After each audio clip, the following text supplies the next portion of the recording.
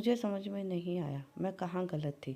मैं क्या करूँ कि मेरे पति भी मुझे समझने का प्रयास करें। कुछ दिन बाद एक और समस्या मेरे सामने चली आई। इनके एक सहयोगी हैं जो अक्सर परिवार सहित हमारे घर आते हैं। एक दो मुलाकातों में तो मुझे पता नहीं चला, लेकिन अब पता चल रहा है कि जब भी वह हमारे घर आते हैं 1 घंटे में लगभग 4 या 5 बार बाथरूम जाते हैं।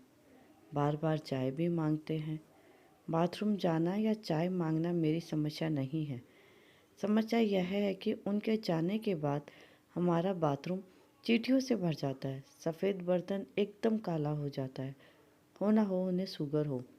पति से अपने मन की बात बताकर पूछ लिया कि क्या उनसे इसके बारे में बात करूं। खबरदार, हर बात की एक सीमा होती है। किसी के फट्टे में टांग मत डाला करो। मैंने कह दिया ना, एक बार तो पूछ लो। मन नहीं माना तो पति से जोर देकर बोली, शुगर के मरीज को अक्सर पता नहीं चलता कि उसे शुगर है, और बहुत ज़्यादा शुगर बढ़ जाए तभी पेशाब में आती है। क्या पता उन्हें भी पता ना हो कि उन्हें शुगर हो चुकी है। कोई ज़रूरत नहीं है। और तुम ज़्यादा डॉक्टरी मत झाड़ो। दुनिया में एक तुम ही समझदार नहीं हो। उन्हें कुछ हो गया तो देखो, उनके छोटे छोटे बच्चे हैं, और कुछ हो गया तो क्या होगा। क्या उम्र भर हम खुद को क्षमा कर पाएंगे। अपने पति से जिद कर मैं एक दिन ज़बरदस्ती उनके घर चली गई। बातों बातों में मैंने उनके बाथरूम में जाने की इच्छा व्यक्त की। क्या बताऊं दीदी, हमारा बाथरूम साफ़ होता ही नहीं। इतनी चींटी है कि क्या कहूँ। इतना फिनाइल डालती हूँ कि पूछो मत। आपके घर में किसी को शुगर तो नहीं है ना। नहीं तो आप ऐसा क्यों पूछ रही हैं। अवाक रह गई थी वह। धीरे से अपनी बात कह दी मैंने। रो पड़ी वह। मैंने कहा तो मानो उसे भी लगने लगा कि शायद घर में किसी को शुगर है। हाँ, तभी रात भर तो सो नहीं पाते। हर समय टांगे दबाने को कहते हैं। बार बार पानी पीते हैं और कमज़ोर भी हो रहे हैं। दीदी, कभी ख्याल ही नहीं आया मुझे हमारे ख़ानदान में कहीं किसी को शुगर नहीं। डॉक्टरों के पास गए, रक्त और पेशाब की जांच की। डॉक्टर मुंह बाये उसे देखने लगा। इतनी ज़्यादा शुगर, आप जिंदा हैं। मैं तो इसी पर हैरान हूँ।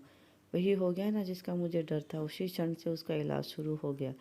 मेरे पति उस दिन के बाद से मुझसे नज़रें चुराने लगे। आप न बताती तो शायद मैं सोया सोया ही सो जाता। आपने मुझे बचा लिया दीदी। लगभग मेरे पैर छूने लगे वह।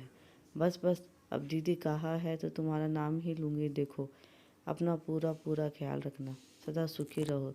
मैं उसे आशीर्वाद के रूप में बोली और अपने पति का चेहरा देख तो हंसने लगे।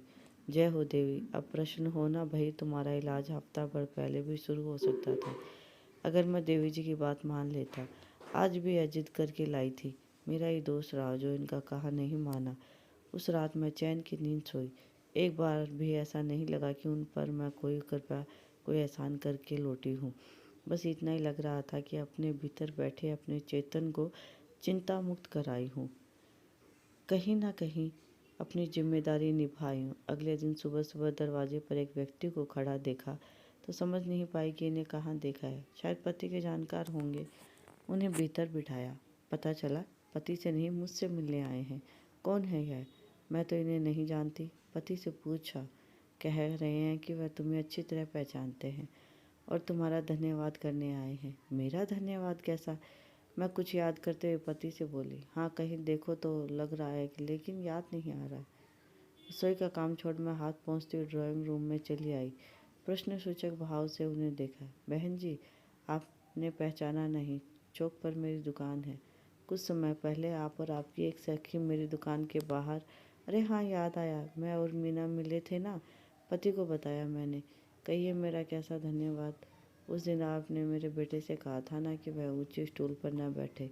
दरअसल उसी सुबह वह पीठ दर्द की वजह से 7 दिन अस्पताल रहकर ही लौटा था। डॉक्टरों ने भी मुझे समझाया था कि इस पर स्टूल की वजह से हमारी सारी समस्याएं। हाँ, तो समस्या क्या है? आप कुर्सी नहीं खरीद सकते क्या? से लगाए बैठे हो और उसी का सर्वनाश कर रहा हूँ जिसका मैं भी पिता हूँ। मेरा बच्चा अपने बुढ़ापे में मेरी जिद याद करके मुझे याद करना भी पसंद नहीं करेगा क्या? मैं अपने बेटे को पीठ दर्द विरासत में देकर मरूंगा। उसी शाम मैंने वह स्टूल उठवाकर कुर्सी वहाँ पर रखवा दी। मेरे बेटे का पीठ दर्द लगभग ठीक है और घर में भी शांति है, वरना पल भर चिड़चिड़ी सी रहती थी। आपकी वजह से मेरा घर बच गया, वरना उस स्टूल की जिद से तो मैं अपना घर ही तोड़ बैठता। मिठाई का एक डब्बा सामने मेज पर रखा था। उस पर एक कार्ड था। संदेश, धन्यवाद का संदेश उस महाशय के बेटे ने मुझे भेजा था। क्या कहती है मैं, भला मैंने क्या किया जो उनका धन्यवाद लेती है। आपकी वह सहेली एक दिन बाजार से गुजरी तो मैं रोक कर आपका पता ले लिया। फ़ोन करके भी आपका धन्यवाद कर सकता था। फिर सोचा मैं स्वयं ही जाऊंगा। अपने बेटे के सामने तो मैंने अपनी गलती नहीं मानी, लेकिन आपके सामने स्वीकार करना चाहता हूँ। अन्याय किया मैंने अपनी संतान के साथ। पता नहीं हम बड़े सदा बच्चों को ही दोष क्यों देते रहते हैं। कहीं हम भी गलत हैं, मानते ही नहीं। हमारे चरित्र में पता नहीं क्यों इतनी शक्ति आ जाती है कि टूट जाना तो पसंद करते हैं पर झुकना नहीं जानते। मैं स्वीकार करना चाहता हूँ, विशेषकर जब बुढ़ापा आ जाए। मनुष्य को अपने व्यवहार में लचीलापन लाना चाहिए, क्यों, है ना बहन जी। अगर आपको यह कहानी पसंद आई है तो प्लीज़ लाइक करें, शेयर करें एंड सब्सक्राइब करें। कहानी सुनने के लिए बहुत बहुत धन्यवाद।